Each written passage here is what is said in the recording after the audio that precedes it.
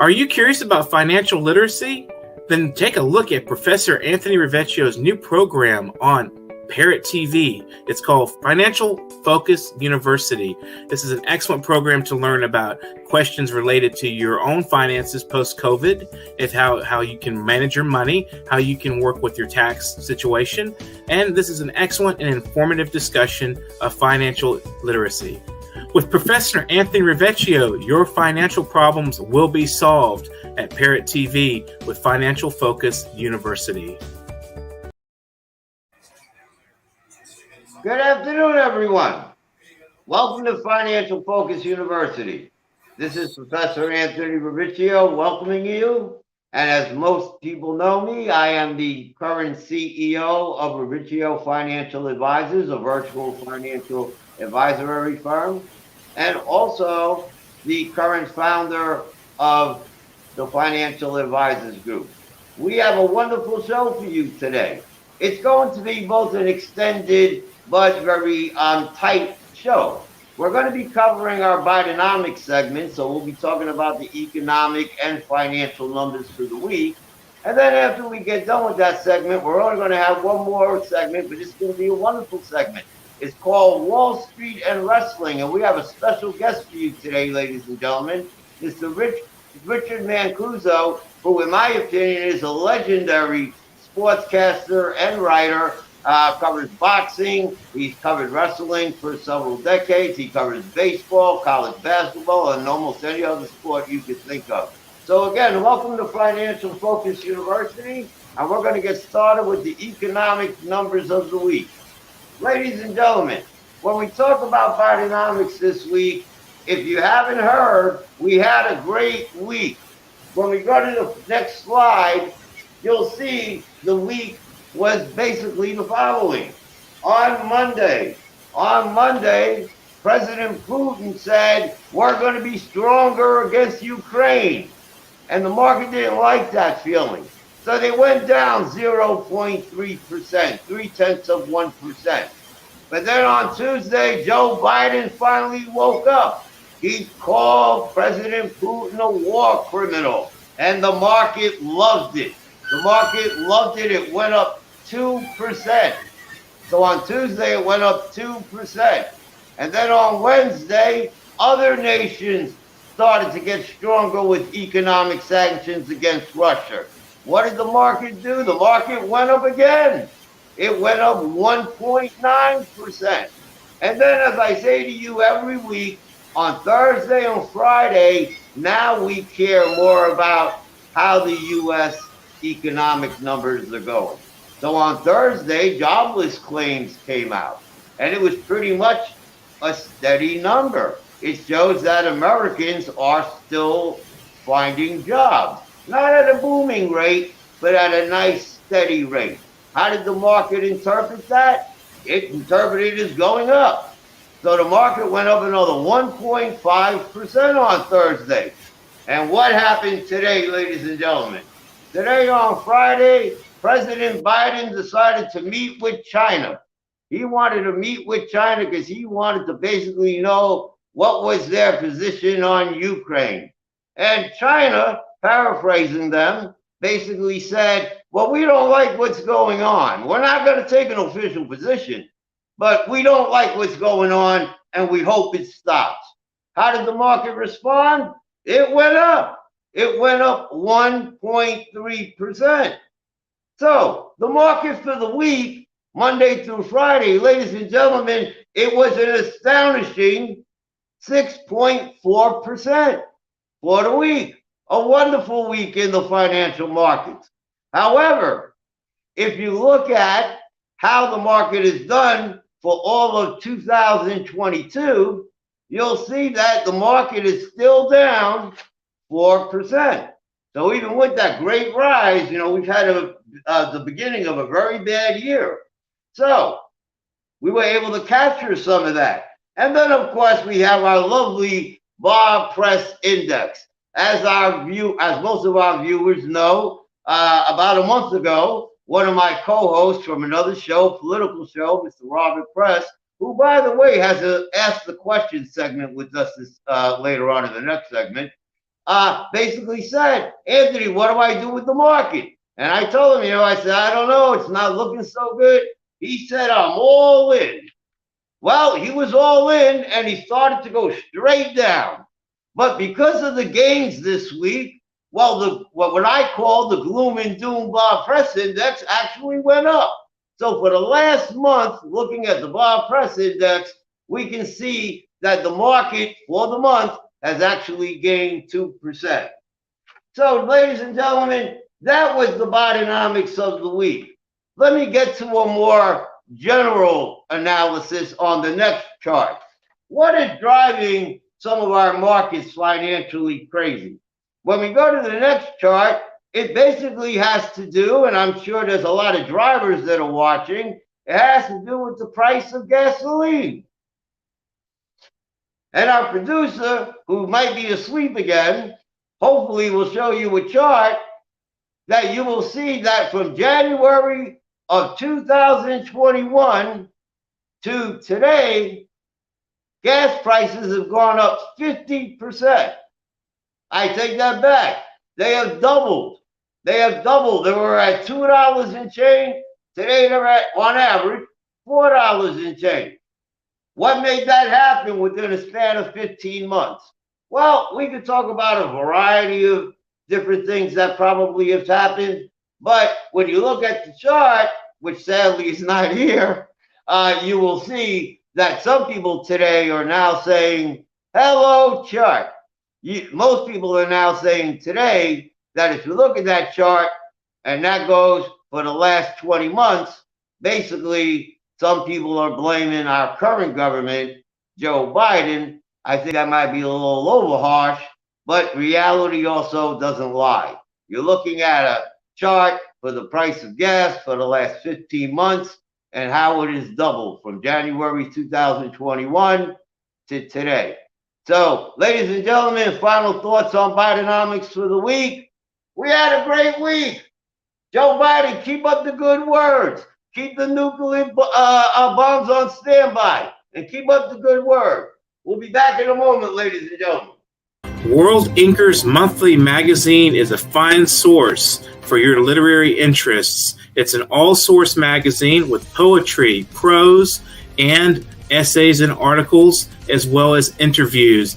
It's all full-color art and photography from a variety of voices and artists. You will find this magazine entertaining. This is an all-purpose readership, and we are looking for new voices. This sleek, full-color edition of World Inkers Monthly magazine will be something pleasant for your eyes as well as for your mind.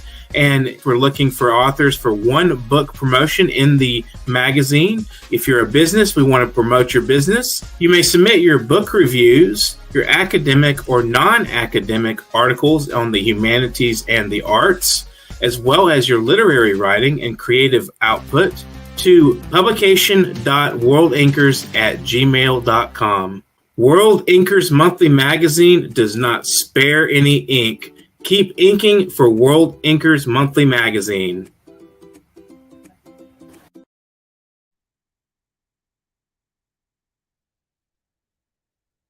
Welcome back, ladies and gentlemen, to Financial Focus University. We're going to spend the rest of our time together covering a question from the audience interjected into our next segment called Wall Street and Wrestling. In a moment, you will see our special guest. Our special guest is Mr. Richard MANCUSO. Mr. Richard MANCUSO, how are you, Rich? Rich, you got to unmute yourself. Oh, well, I got to see how to do that now. Okay, hold on a second. I thought I did. That's okay, Rich. I'm just learning the on button myself. All right, do you hear me now? Yes, sir. Okay, then we're here. Let's do. Richard, welcome to Financial Focus University. How you doing? My pleasure, Anthony. I'm good. It's busy. It's a busy time in sports besides getting into Wrestlemania now season. But, got baseball, NCAA. It's a very, very busy time in sports. I well, it's your can't time remember of it the being year. so busy in sports, which is because baseball started late, obviously. NFL free agency. It's all about economics, isn't it? That's what this is all about.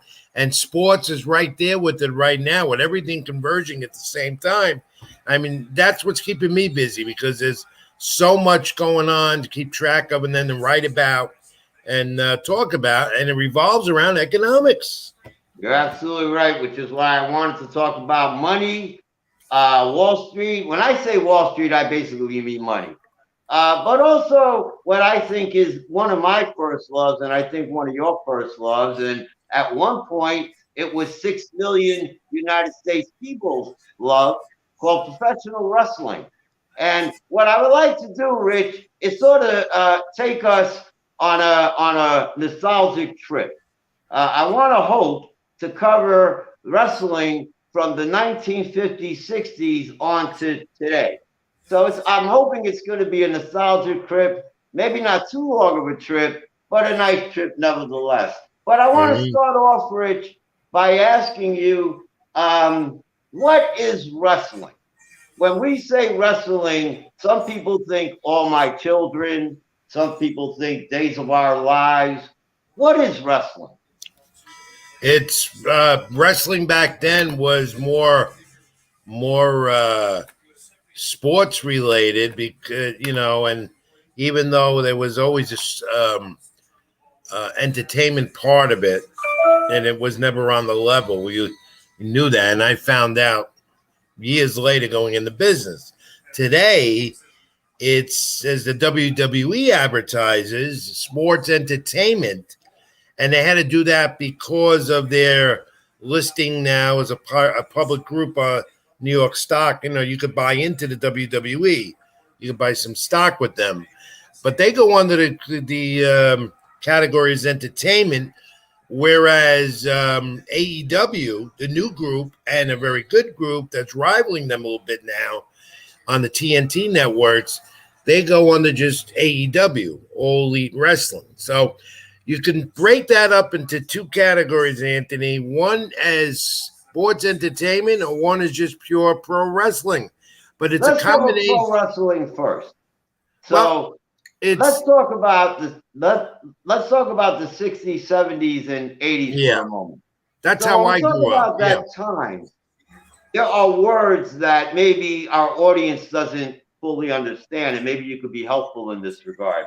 And during that time, the 60s, 70s, and 80s, there were words being used like shoot and work and what was real, what was fake. What do those words mean, shoot and work? Well, that basically was the lingo of the business, and it still is. A work basically comes down to who's going to win a match. Who's going to win what's going on in the ring, what the outcome will be. So that's basically it, a work, or someone who is going to take the loss, or someone who's going to take the win. Now, years ago, when you're talking that area of the 60s, even some of the 70s, the work was significant because it developed into more of what we now call a storyline in pro wrestling, because with the exception of AEW that doesn't work on a script, WWE still has a creative team of writers that write a script as to the outcome of the match and what's to go on in the ring. So that's what you can classify a little bit known as a work. But in answer your original question, Anthony, it's all about business. It's all about who gets more of the popularity. And the crowd right now, more than ever so before, in that era of the past, the crowd dictates a lot as to where a certain performer is going. And we're seeing that more and more when you watch WWE. They're scripted and they go with the crowd. So then basically we would call that, and please correct me, Rich, if I'm ever wrong here, we would call that a draw, right? That a person would have to be a draw, right? They would have to bring in the audience. Yeah. So during that time, if I say that it wasn't a national wrestling organization, or one that was in charge of wrestling during that time. There were actually several, and they were considered regional. territory. Regional territories, right. So in the WWE in those days, we're going to go over those slides in a moment. So in the WWE those days, you had people like Chief Jay Strongbow, Bruno Sammartino, Pedro Morales. Would you have considered them draws? Yes, they were a major part of pro wrestling staying alive back then. I mean, Bruno Sammartino, who I grew up with in the 60s and the 70s, Bruno and Pedro kept the Madison Square Garden. They sold out every month. They used to do one show a month in New York at Madison Square Garden. And those names you brought up, in particular Bruno Sammartino, Pedro Morales, that sold out the Garden. It also got them to do a 40,000 seat event of attendance at Shea Stadium. I don't know if you remember that back then. I do. 40,000 came to that, and that's because those guys were known as a draw. They brought people in. So did the late Gorilla Monsoon. Oh, yeah. And we're talking about Ivan Koloff, who became the major heel where Bruno lost his title because he had a neck injury and he had to take a break from the business. And they felt at that time Ivan Koloff was the proper guy, the proper, as we know, heel, the bad guy, to get that title from the popular Bruno Sammartino. So you had those guys that were considered a draw, and those are just some of the many names of that era. Blackjack Mulligan, I don't know if you remember him. I do. Blackjack Lanza, Bobo Brazil, remember him?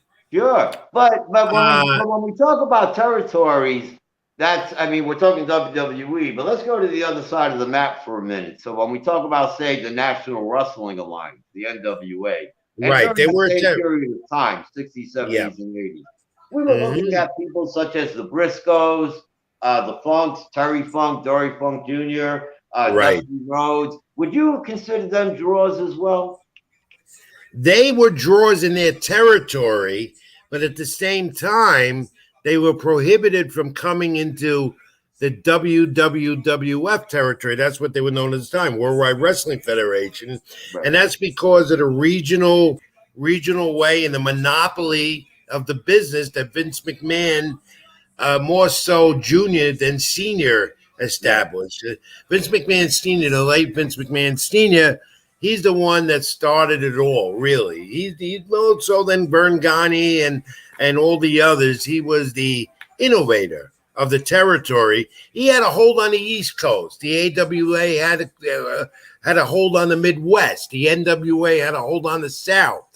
And before long, everybody came to their senses and saw that Vince McMahon Jr. now, who runs it all, the billionaire, became the mecca of pro wrestling. That's what I call it, because he's the one that the regional territories meant nothing no more because he took over. But he still at the time had exclusivity with some cities and venues, including Madison Square Garden, which he still does here in New York. And it's an amazing... I want to talk about that before we get into WWE going national. I did some research, prior to this show, and I must say there's a couple of full disclosures about myself I'll be putting out in the show in a few moments. But I remember as a kid, just like you said, that my family took me to Madison Square Garden monthly. It was a 12-time a year. Same here. What I did was I did some research on that, and I said, you know what? The tickets were $9. Right. So if you put 10,000 people on average, $9, 12 times a year, that's $1 million per venue. Exactly. They got a gate like that. It kept them going, which eventually later on, whatever money Vince McMahon had, he would put it in to start WrestleMania. I mean, he started WrestleMania dead broke. He put everything he had into that. And it was a risk, and it's documented. He says that all the time. Became a very good risk because we know where it is now. But the money made at the Garden, they made money at the Boston Garden and down in Philadelphia. Those are the three main cities, really Allentown more than Philadelphia. And that was the what I call the regional territories. And at that time, pro wrestling was nowhere where it is right now because they got the TV. And without the TV, they wouldn't be as big. We all know that, which evolved into the pay-per-view and now the streaming network, Peacock, WWE Network and Peacock. Right. We're going to go into cable now and in the 1980s, but I just want to tell the audience before we go there that if you saw some of the charts, you might have seen that Chief Jay Strongbow during that time made $240,000 a year. Well, you know, his full-time job, he was an Italian chef. Right. And that's what he did for a living because he wasn't working full. These guys then, Anthony, not to cut you off on your thought, back then those guys were not considered full-timers except for Bruno Sammartino and Pedro Morales back then. They worked full-time jobs. Like Baron, remember Baron Mikel Cicluna? Oh, sure. And a guy like that was a newspaper route truck driver in Pittsburgh. And, you know, these guys worked full-time jobs because they didn't have the TV to make the big salaries. So they came into the territories, they did their job, one day went home, back to their full-time job. Now, even though they're considered independent contractors, they're working on full-time big salaries. So in 1980, so in the early 1980s, when cable sort of came into, existence, and there's this common belief that that the national scene got started with WrestleMania in 1984. But a lot of people that may not know the intricacies of the wrestling history, and from what to my understanding, it actually started with Starrcade with the NWA in 1983. Right.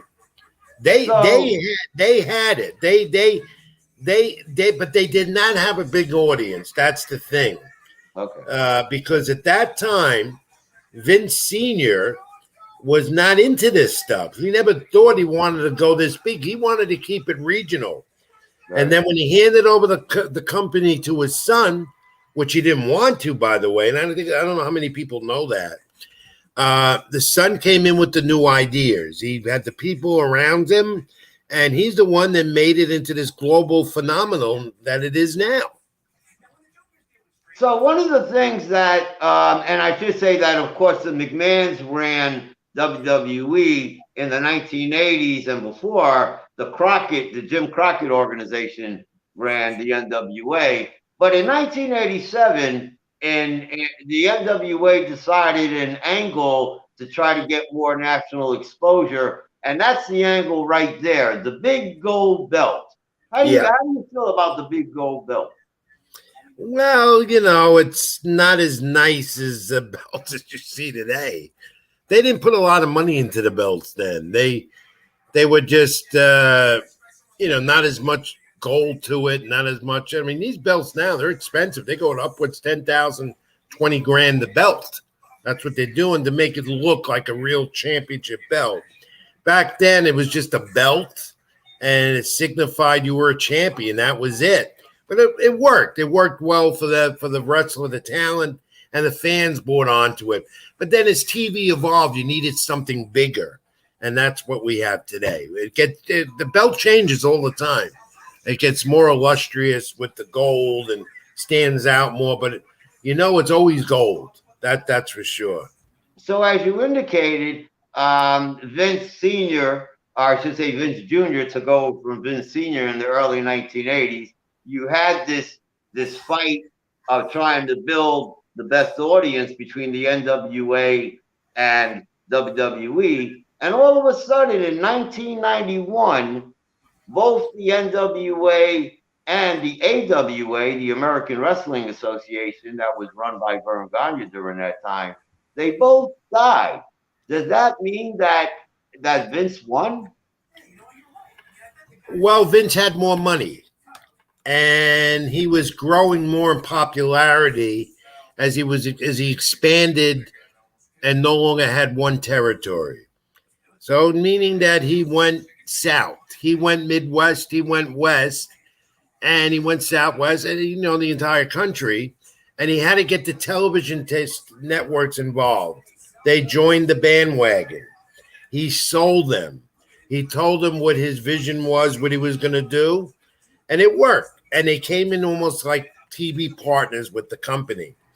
And as a result of that, we are even more now international. I mean, he takes the show to England. He takes the show now to Saudi Arabia twice a year. Smart businessman. I worked with him a little bit, so I know the ins and outs a little bit. So how did you feel about in 1991 when all those changes were taking place? Ric Flair took the big gold belt, which was represented as the NWA belt at that time, and actually went into WWE. Yeah. Well, Ric Flair was another story in itself, because this is a guy that was known but not known. And the reason is they didn't have the TV that WWE had.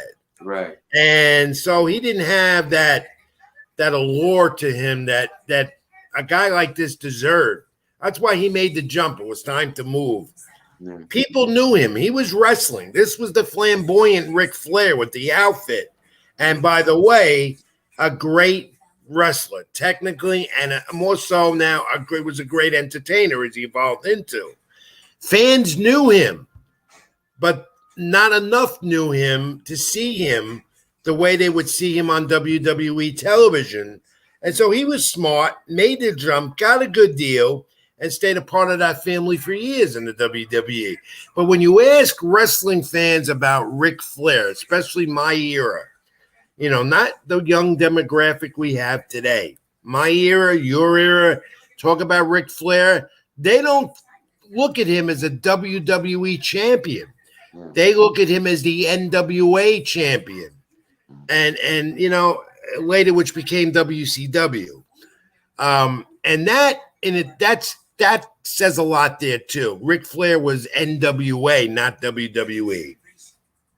Is that why, in your opinion, that there was an opportunity for Vince to put Ric Flair and Hulk Hogan, who was his champion at that time, together in a main event?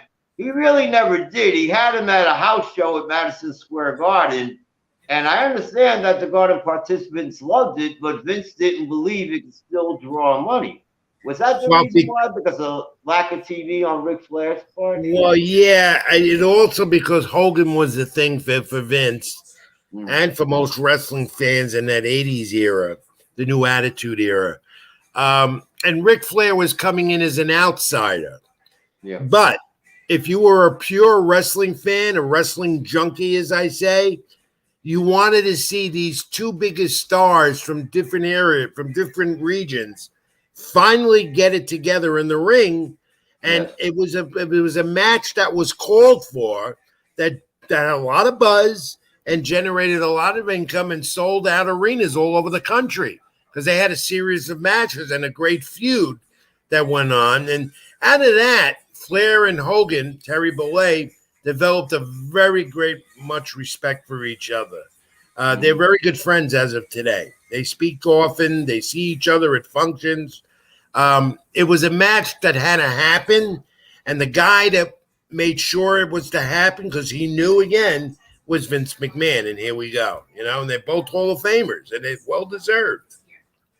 But, I think what makes it so ironic is that it was in Vince's hands. He decided not to pull the trigger. But in 1994, now WCW, Eric Bischoff decides to pull the trigger. Mm-hmm. And not only do we have the matches, but the beginning of the Monday Night Wars. But before we get to the Monday Night Wars, how did you feel about Hogan and Flair in 1994 at WCW? Well, I was a little taken back by that, but as a wrestling fan, you had to love it. Yeah. To see the two biggest stars really in the industry at the time clashing against each other, if you're a wrestling fan, again, that's what you wanted to see, because you had your stars and you had your stars from both groups, but finally you're getting the two biggest stars from both groups merging and in the ring, And again, the record speaks for itself, Anthony. It's sold. And there's still a buzz about it today. When you talk about Hulk Hogan and Ric Flair, their names come up, and the names come up about battling each other. They developed into a great feud for the industry and did develop into a significant monetary gain for Vince McMahon. Let's face it, Vince is about money. He's a great marketing guru. He knows how to market something. WrestleMania speaks for itself. But I like the idea of the two of them going against each other rather than never, because you wanted to finally see two of the top stars in the wrestling industry going at it. And it came to fruition. It happened. And it's memorable because they were good matches. They weren't boring at all. No, they were exciting, you know? I mean, they were good. You had one Flair with the one style, Hogan with the other. But when I remember the first match they had on TV, not in the arena, on TV, and the two of them started off with the face-off. Who was going to make the first move? And Flair with the chops, you know, the Flair chop. And Hogan giving the flex of the muscles. And then they go at it. I thought that was better than seeing Hogan and Andre the Giant together at WrestleMania 3, where I was. It's classic, and it's something that a wrestling fan can look back on, remember, and talk about forever. It's in the history books, and it had to be done, and it was done. And, you know, you don't see that no more because you're never going to see a top star now from AEW against a top star in WWE. That's never going to happen.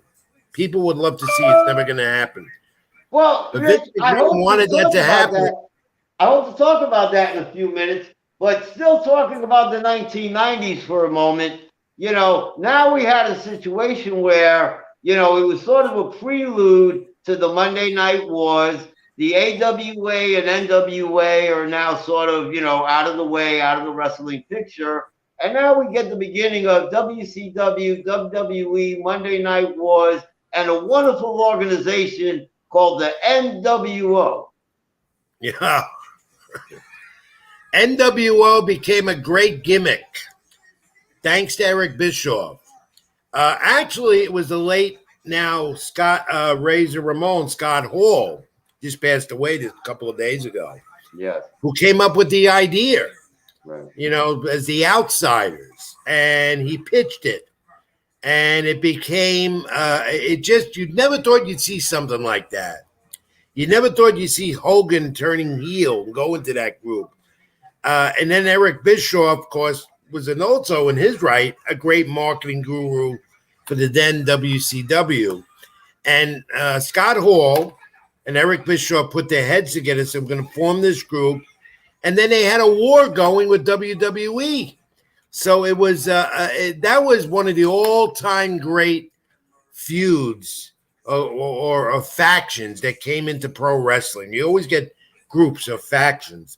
The Outsiders, that took the wrestling world by storm because you're seeing guys that Vince McMahon made. And now they're in the rival group, and they formed this group, the Outsiders, and it became a TV that you had to watch. You had to watch. If you're a wrestling fan, you had to watch WCW, and especially the Monday Night Wars. I mean, you're going back. I'm never going to forget that. The Monday Night Wars, how I'd sit on the couch with the remote and go back and forth. I had to time the commercials to see what I could watch. You're never going to forget that. That was a great era for pro wrestling in the 90s. You know what, Rich, let me share something with you. In 1995, the average rating for the wrestling shows in general were 2.5 million. And because of the Monday Night War scenarios, those numbers went from 2.5 to 4.3 to even as high as 6.0. So in the span of like less than 7-8 years of that Monday Night War scenario, those numbers went up 120%. And the networks and the advertisers loved it because you knew if you were putting commercial time on those shows, you were being watched. And that created a lot more revenue for both organizations at the time. And there was a point that WWE, then it was WWF still, they were in trouble. They were on a brink of falling apart completely because for about a span of about 9 weeks or more, Eric Bischoff and WCW with the Monday Night Wars took over. They were beating them in the ratings. They were kicking their ass, Anthony. Mm-hmm. And that woke up Vince McMahon. Now, we got to do something different. We got to do something completely different here. And that's what he did. He developed more factions and more type of gimmicks that would appeal to his fan base and that's the other created fans. The Attitude Era. And WCW in turn would listen. Ted Turner would listen to Eric Bischoff. It was all in his hands. Bischoff said, we got to spend more money on this, spend more money on that. And the word is, and it's the truth, he put them into bankruptcy because he was spending a lot of Turner's money and the investment wasn't coming back. And in turn, Turner put the company up for sale. And then we get that TV gimmick where McMahon sold the company. The company was sold to him and his son Shane bought it from. We're gonna go there in a few minutes, but because the show is about money, I think you hit a very good point. You're talking about the era of the guaranteed contract. Yeah. Could you talk about that a little bit? Because prior to then, like you said, wrestling was never really considered, not everybody was getting full-time money. Well, that era opened up the door, and I'm talking about that WWF WCW Monday Night War. That opened up the door to more contracts. That opened up the door for wrestlers getting more money because the money was there to do it. When you're talking the eras before, as we were discussing, Bruno and Strongbow and all them, they didn't have the money to pay these guys $1 million contracts that they're getting now. That era opened up the door because you had television and you had advertisers going to them, which helped bring in the revenue, and the revenue stream created more money to pay the talent. And let's face it, Hogan was the highest paid wrestler at that time, and to this day might still be the record holder for the highest paid wrestler on the roster. Ric Flair during that time.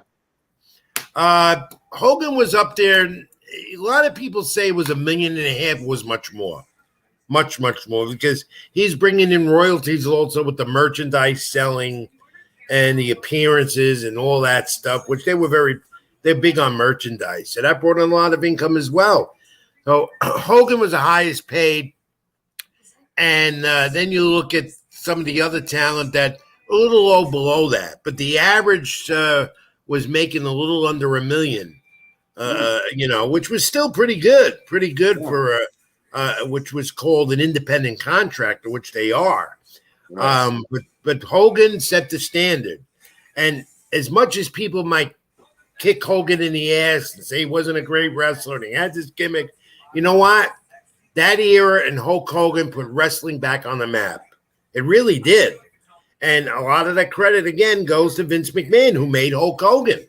So, there's a lot that goes on behind the scenes that we don't know, that I still don't know. But we do know this. It evolved into something really big.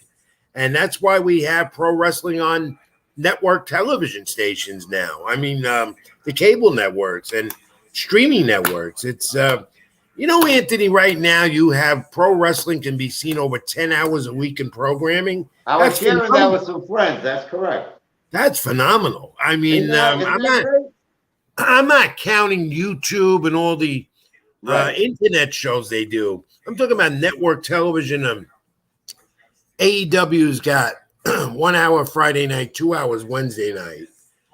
WWE has what I always said, 3 hours of Monday Night Raw, which is too long, and then the 2 hours of SmackDown on Friday night. And doesn't account for the other streaming and the other stuff they do. That's a lot of time for TV for these guys. More TV time means more income. So the talent's not complaining about it. And then they were working more than 4 days a week because they were doing a lot of house shows. They don't have as many of those house shows like at the Garden, Boston, Philly, all over the place. It's mostly TV where they work. but they're getting paid for that money because the TV networks are there to help out with the salary, and they can't complain. They're making a good living. A lot of them have.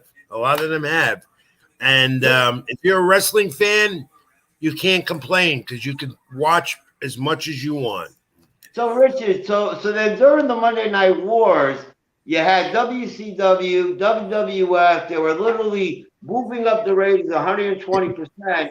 But in the middle of all of that, you had a wonderful small organization called ECW. Yeah, they got into the mix. ECW. Yeah. That was a regional group. Strictly Philadelphia at the ECW arena. Got off the highway, you made a couple of turns, you were there. It's a warehouse. Paul Heyman, Paulie Dangerously, a creative mastermind himself. He put it together, and he went into debt because of that. Yeah. And at the time, he was running the shows, the production. He had to use his mother and father's house up in Scarsdale to do the production because he couldn't afford studio time no more. He didn't have it. He got the arena at a very, very low price, sold out every month whenever he did a show. Eventually got some TV time with it that helped a little bit. And then he went bankrupt on that too because he couldn't pay for this, pay for that. And that's where the whole thing evolved, where Vince McMahon took over ECW.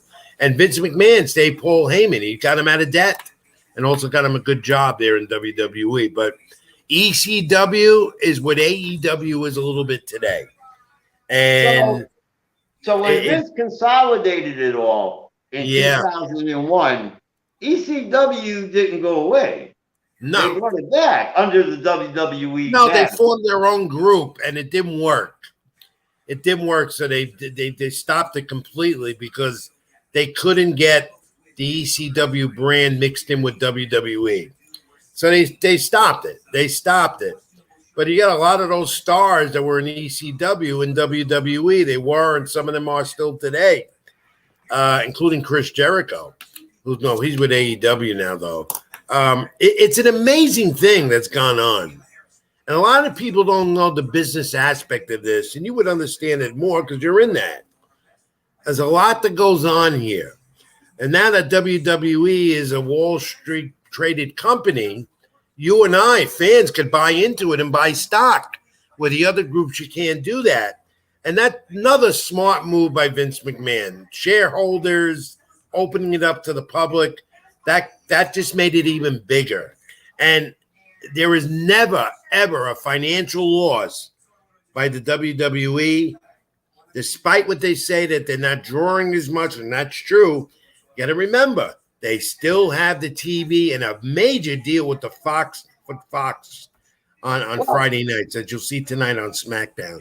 They got a major deal with Fox that's in the multi-million-dollar category, and their ratings are holding over 2 million a show, which is acceptable. Naturally, Fox would like to see more, but when you look at WWE programming on a Friday night live compared to other sports that are on Fox, it's comparable. And so they're paying dividends. It's a great marriage. You know what, Rich? Let's go right there because I was actually going to talk about that because, now going from 2000 to 2020, now we'll talk about today.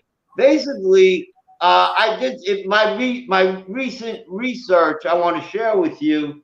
According to charts that I've seen recently, and you might know the organization, it's from a website called Wrestlemania. According to them, they say as of today, the WWE is bringing in 3 million viewers. This is total. Both SmackDown and Raw. They say AEW is bringing in 1.8 million. They say Impact Wrestling is bringing in 200,000, and what I'm going to call the new NWA. Yeah, Impact's not doing really well. They average about maybe 100,000 viewers a week, even less than that. So they're not doing well, but they got a deal and they keep going. The WWE numbers are pretty accurate. The Monday Night Raw goes up and down. They'll do 1,500,000, 1,600,000 for 3 hours. SmackDown has been averaging about 2,100,000 every Friday. They go up and down as well, but they never seem to go under 2 million, which is pretty damn good for a Friday night on Fox. But WWE is a combination that, Monday Night Raw, what is it? The attention span, 3 hours on a Monday night. And if you notice, when you watch Monday Night Raw, and here's where the revenue is important to look at here, there's more commercial time than matches on Monday Night Raw. And it gets very annoying because you're watching more commercials than you watch show. That's a lot of retention for fans. They don't want to stay there and watch, and that's why their numbers go up and down every week. And if they don't have competition for Monday Night Football or something else, well, the ratings are never going to be astronomical. Friday night's a little different. That's what SmackDown does well. Rich, to talk about AEW for just a moment, and again, I got this information from the same website. Just let me know if it sounds even remotely correct. According to their research, they say John Moxley, who used to be Dean Ambrose in the WWE, is now getting paid $6 million. They say Roman Reigns, the WWE champion currently, is getting paid $2 million a year. They say CM Punk is getting paid $3 million a year. And Cody Rhodes, who was one of the founders of AEW, was getting paid $3 million a year. And they say the average WWE person is making about $650,000 a year. Do those numbers sound accurate? No, I would say the average WWE superstar is making around 700, 750. The AEW numbers are maybe that's off. Moxley's not making $6 million. That's too high. He's not making. I thought that was pretty high myself. No, the guy there doesn't make $6 million. The guy there, I don't think any of their superstars are making anywhere near $1 million. It might be Cody might have before he left. But I did Moxley's salary. That no way, because no one in WWE has ever made $6 million per contract. So no, I don't see that. The average AEW salary, from what I heard, is milling around $1 million. And a guy like Sting, who you're showing right now, he's not making $1 million. He hardly wrestles. He comes in with his bat, does his thing, and leaves. So no, I just don't see. I don't think those figures are accurate, Anthony. Okay. No, and I appreciate you, sort of verifying that for me. What I guess I want to ask you, still staying on 2020, is what are your feelings with next? You see, we're showing the next belt, the NXT belt. NXT. How do you think next will do going forward? Well, they've hit a low. Triple H is not involved with it no more. He dealt with some health issues and took a step back. They've been good developing talent that now show on the major brands of SmackDown and Raw that come up the ladder. And they've always been considered like the minor league organization of the WWE, just like in baseball with a minor league team bringing the guy up the ladder. Their ratings are not good at all on USA Network. I don't know how they're still on USA when you're getting an average of 500,000, 600,000 fans watching this product on Tuesday Night Live for 2 hours. I think a lot of it is because the business on TV is so saturated, and a lot of it is that wrestling fans don't want to watch the upcoming guys. But yet, if you watch WWE, these guys come up, then you got to know, hey, you got to know who they are. But they're holding their own. They have a contract. They're keeping them on there. And if they don't last on USA, they have another option. Where they were before USA took it on was the Peacock Network. And, that was a great move that Vince made with NBC and Peacock. Then he had the NXT on there before, so they'll never die. They can always be back on the Peacock Network. But Their ratings are not good at all, and I wonder how much longer that programming will stay on USA on Tuesday night. Rich, give me your thoughts on an organization that many people probably did not know until 2017 when an event called All In took place. What are your current thoughts of Ring of Honor and Tony Khan purchasing it? Well, I'll go to Ring of Honor first, and I will say this. A Ring of Honor show is just as good as watching AEW, and a lot of those guys from Ring of Honor have gone on to WWE or WCW. So I will never, and I went to one of their shows once in New York a couple of years ago at the Manhattan Center where they had a house show in New York City. I think they're dynamite. They just haven't been able to get the push because they don't have the TV like the other guys do. Tony Khan had the money to do what he did, multimillionaire, the family.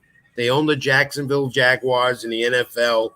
They were able to keep the product home-based in Jacksonville and moving on. He had a vision, been a pro wrestling fan all his life. He's not in there to compete with WWE. He wanted to do his own thing and do it differently. And as a result, he's been able to get the talent to buy into it. And the guys I talked to, and I wrote about this with a few guys already on New York Sports Day, one of the sites I write for, Eddie Kingston and Anthony Bowen, some of those guys, even Jericho will say it. All those guys will say the same thing. They love where they are. They love what they're doing. They're getting paid good money, and they're getting the TV exposure, and they're able to do what they want to do. AEW is not scripted like WWE. So there's no creative control on them. They go in the ring. They do what they want, though they do know who's going to win. But they don't have to be told, you got to do this, you got to do that. And when they're on the microphone doing promos, they're at ease. They can do what they want, not being told you got to go by the script. So, Ring of Honor will be around as long as they have the finances to do it. AEW's got plenty of money, and most of all, and I'll go back to it again, they have the TV to help them. Turner bought into it. They're on TNT. They're on TBS, and they also now have shows on YouTube and other internet streams. And I think eventually they've been looking into it. They're going to end up getting into a streaming network as well, which will help with their 4 pay-per-views they do a year, so people don't have to spend that extra great amount of money to buy into an AEW pay-per-view. I've been hearing a lot of murmurs about AEW close to a deal for a streaming network. It might be with Hulu. It might be with one of the other guys. It might be HBO. I don't know, but they're close to a deal, and that's going to be a good move for them. Rich, give me your thoughts on what I call the new NWA. It was a wonderful organization, first established in 1948. It had some troubles in the 90s and 2000s. Jeff Jarrett tried to bring it back in the mid-2000s, but then it got turned into Impact because of some wars, court wars that took place. But now Billy Corrigan purchased it in 2016, 2017, and the Crockett Cup is coming up again soon. And we have Matt Cardona, who is the NWA champion, going against former champion Nick Aldis. Do you think the NWA has a chance to regain its birth? No. There's too much competition for them. And then they have to develop a roster of stars that would identify with the wrestling fan base, and they just don't have it. You don't want to use an old name, which you're using, and you don't have the resources to do it. The major thing they need would be TV, and nobody's going to want that. There's no market for them right now. So I don't think they'll go. They can do what they want, but they're never going to become big boys. So there's too much competition. Where are you going to put them in? You have enough wrestling on TV now. Rich, I want to share some numbers with you, but mostly for the audience, because I'll share this with you. I'm sure you probably know this. I looked at the recent SEC reports for AEW Revolution, and I wanted to see where the money was going. I should say coming in. And I noticed that AEW is bringing in, as I said earlier, 1.8 million people. But in their AEW Revolution event, only 125,000 people purchased. Out of that Right. 125,000, 90,000 of them were called domestic USA buyers. Right. That And brought then in $2 million after Yeah. expenses. Yeah. Then you had the international base that brought in 35,000, which made it a total of 1.25. That international base brought in 300,000. Yeah. You also had merchandise that, according to the chart, brought in 21,000, and other items that brought in up to 75,000. So my point being that it looks like over 80% of the money AEW made that night, with only 10% of their base showing up, was through domestic pay-per-view sales. That the Yeah. actual ticket sales, which by the way were only 75,000, were only about 5% of the overall revenue. Well, you just hit the nail right there, Anthony. The pay-per-view industry is a dying industry. And wrestling promoters, this is why WWE went away from it. I mean, they call it now an event, not a pay-per-view, and it's available on the Peacock network because they're going to make their money on a subscription base. Pay-per-view, those numbers are also comparable to what the boxing promoters are going through. Major boxing shows, with the exception of one in the last 2 years with Canelo Alvarez, are not averaging 100,000 buys on a pay-per-view. You know, it's 120,000 compared to what you would get as $1 million. And that's because people have cost. People don't want to pay that money to watch a pay-per-view. How much can you watch? So the pay-per-view industry is starting to die. And the numbers are showing that. And so this is why AEW is looking at the streaming network. You know, you look, if you pay $4.95, $5 a month for a streaming service like WWE has now with the network and Peacock, it's worth it because you're watching their pay-per-views every month. If you had to do a pay-per-view every month, as they do, an event as they call it now, you're going to spend, what were they, $40, $35, $40 a month? I mean, come on, you know? So it's a lot more now. The AEW Revolution event was at $65. Well, there you go. And that can count. The revenue's not there. Also, how many people get illegal streaming? And we'll get it off that way to not pay the cost. And they can't block those. Those guys are hard to block.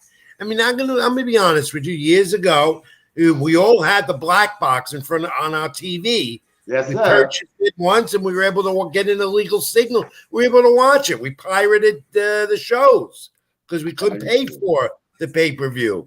Well, that's no longer, because now you can still get an illegal stream, and I'm not going to encourage that, and nor will I say it works. You know, I mean, it's not the greatest signal. But to a wrestling fan to spend $64 or whatever it is on a pay-per-view once every 4 months or whatever it is, they can't afford that no more. I mean, so they're going to get away from that, and that's why the numbers are down. Some last questions for you, Rich. What you're looking at, ladies and gentlemen, at the chart was a year-over-year stock price on the WWE. But from 1997, when it first opened up, it's been on average per year about 24%. So my quick question to you, Rich, would be, should AEW, looking at those numbers for the last 24 years being a public company, should AEW consider the same thing? No, I don't think they're going to do that. I think they like the way it is. They're holding their own financially.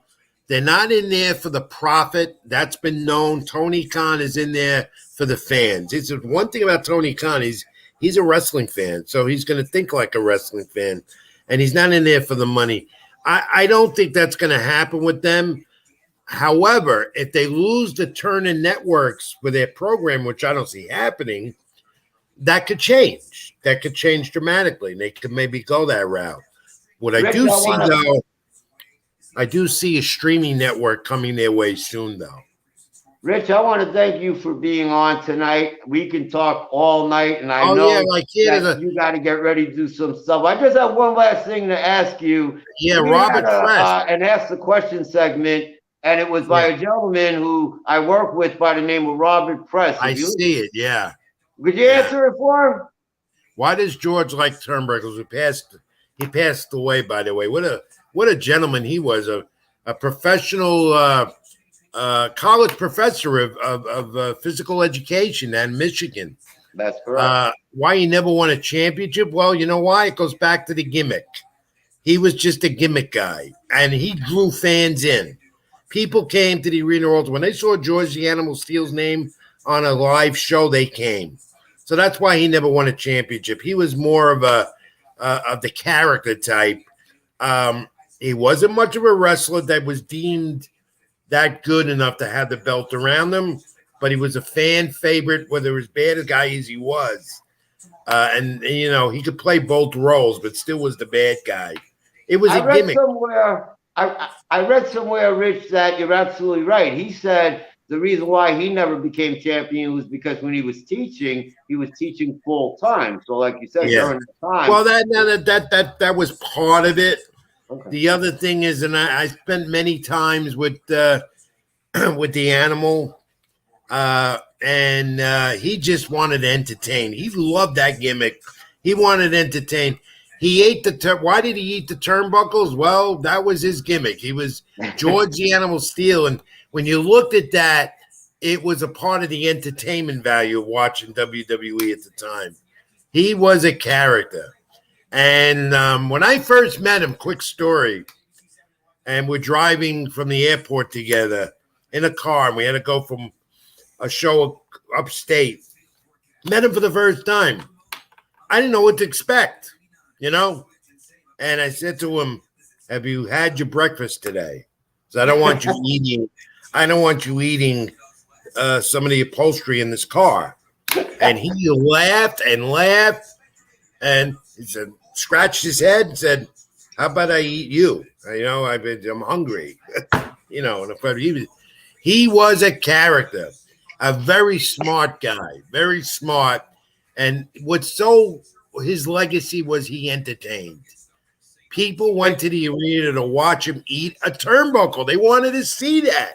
It was unbelievable, you know. Rich, I want to thank you. I want to really, really thank you for being on, and more importantly, with baseball season coming up and this being sports time with NCAA and everything else going on, I want to thank you so much for your time. I want our audience to know that just before we came live, Rich has agreed to join us the Friday before WrestleMania. So Rich will give us his WrestleMania predictions. I will as well. And I hope our producer and you get together soon, because I do believe, as we spoke off air, you would be great for a sports show on our Parrot TV network. But last thing, Rich, I understand you got something local happening. What's going on? Yes, April 2nd in Paramus, New Jersey is a pro boxing event. The Bella Promotions is their first show of many more to come. It's sold out. And it's going to be available on Fight Pass TV. You talk about paying for a boxing show. Well, there you go. It's $25, but people want to go to the show, can't go to the show. It's the first professional boxing show in Paramus, New Jersey, which is history. Mostly local Jersey fighters, nobody big. But there are legends of the sport are going to be there with a cocktail VIP signing session. Many of them from the Bronx. Aaron Davis, welterweight champ. Iran Barkley, former welterweight champ. Glenn Gani, 4-time Golden Glove champ out of New York. Junior Poison Jones, just to name a few. So that's going to be fun seeing them, talking to them. And I'm part of the TV talent. Be there sitting at ringside analyzing the fights and doing some interviews as well. So that's going to be a fun night, April 2nd at the Terrace in Paramus, New Jersey. Very good. When you come back on the show just before WrestleMania, I want you to give us a real quick update on that. Rich, Yeah. again, thank you for your time. Ladies and gentlemen, I hope You enjoyed can't our go away segment. without saying, Anthony, you can't go away without saying one thing to me. Whenever I do a show, especially when I'm talking wrestling or boxing, you got to close it with my old WFAN close. When I was on WFAN doing pro wrestling at 3 in the morning, if fans still remember, there's 4 words you got to remember. Keep it in the ring. Now, Rich, I'm going to transfer this closing to you. So, ladies and gentlemen, have a good night. Could you say that again, Rich? Keep it in the ring, everyone. Have a good night, everyone. Richard, Thank thank you. you.